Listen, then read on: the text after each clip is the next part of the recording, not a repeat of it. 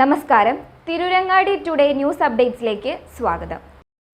വീടിന്റെ മുറ്റം മനോഹരമാക്കാൻ തിരഞ്ഞെടുക്കുന്ന സ്റ്റോൺസ് ഏറ്റവും ക്വാളിറ്റിയുള്ളത് വേണം. ഏറ്റവും അഫോർഡബിൾ പ്രൈസിൽ ഏറ്റവും ബെസ്റ്റ് ഡെസ്റ്റിനേഷനിൽ നിന്നും. ഫ്ലോറിംഗിൽ ഏറ്റവും best Pasco paving and euro tiles. നിർമ്മാണത്തിലെ സമാനതകളില്ലാത്ത ക്വാളിറ്റി, വിദഗ്ധരായ തൊഴിലാളികളും ഇൻസ്റ്റലേഷനിലെ കൃത്യതയും, കുറഞ്ഞ ചെലവിൽ വീട് നിർമ്മിക്കാൻ ആവശ്യമായ ലോക്ക് ബ്രിക്സിന്റെയും ഹോളോ ബ്രിക്സ്, AAC ബ്ലോക്സ്, ജാളികൾ എന്നിവയുടെയും ഗംഭീര കളക്ഷൻ. ഇതെല്ലാം ഇത്രയും വിലക്കുറവിൽ. നിങ്ങളുടെ മുറ്റങ്ങൾക്ക് പാസ്കോയുടെ ഉറപ്പ്. പാസ്കോ.